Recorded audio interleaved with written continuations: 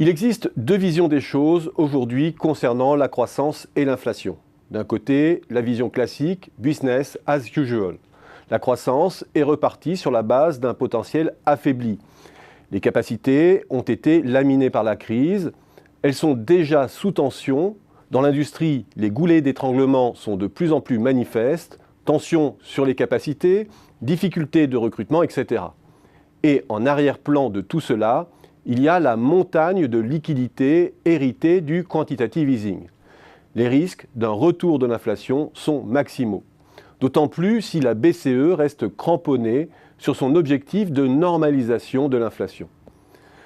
Deuxième point de vue, nous avons changé de régime de croissance et le lien traditionnel entre croissance, chômage et inflation est définitivement rompu.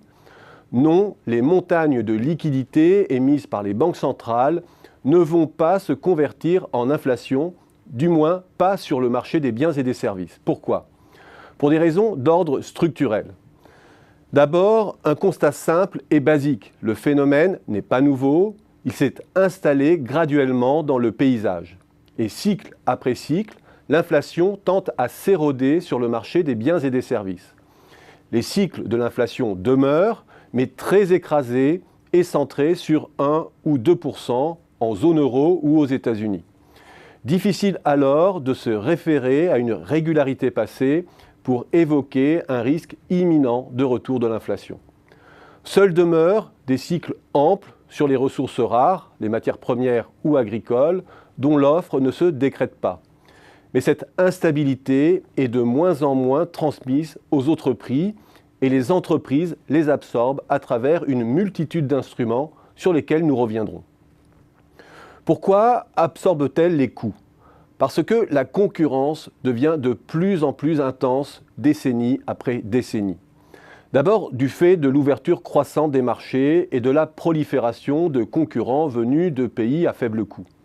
Ensuite, parce que la transformation numérique participe très largement à l'intensification de la concurrence à tous les niveaux.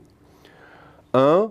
L'irruption de business models low cost est un pur produit du numérique et met sous pression un nombre croissant de secteurs. 2. Les possibilités de pratiquer des enchères inversées auprès d'un nombre croissant de fournisseurs, de prestataires de plus en plus lointains, sont aussi très largement démultipliées grâce aux plateformes numériques, ce qui maintient une pression permanente sur les salaires ou sur les prix des sous-traitants. 3. Les entreprises sont elles-mêmes de moins en moins contraintes par la rigidité des coûts ou des salaires. Plutôt que de s'engager dans des processus problématiques de renégociation, elles disposent de nombreuses options alternatives pour casser les prix.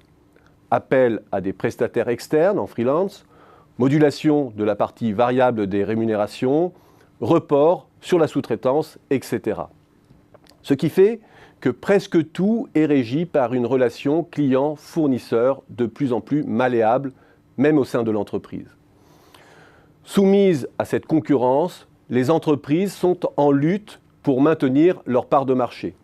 Et elles tentent dès lors à convertir leurs gains de productivité en baisse de prix, ou en constance des prix à qualité croissante, ou encore en développement de la face gratuite de leur modèle d'affaires.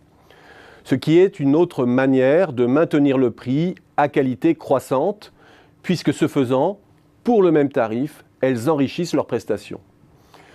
Je pourrais encore allonger la liste des facteurs de pression sur les prix. Ce sont des facteurs structurels qui ne sont pas prêts de changer. Qui plus est, nos instruments de mesure traditionnels, en sous-estimant l'apport qualitatif du numérique, sous-estiment très probablement la baisse réelle des prix unitaires. Alors certes, il y aura ça et là des tensions là où les compétences se font rares. Les prix ne resteront pas totalement inertes. Mais si la liquidité doit se convertir en inflation, c'est du côté des prix des actifs qu'il faut regarder, pas de celui des biens et des services.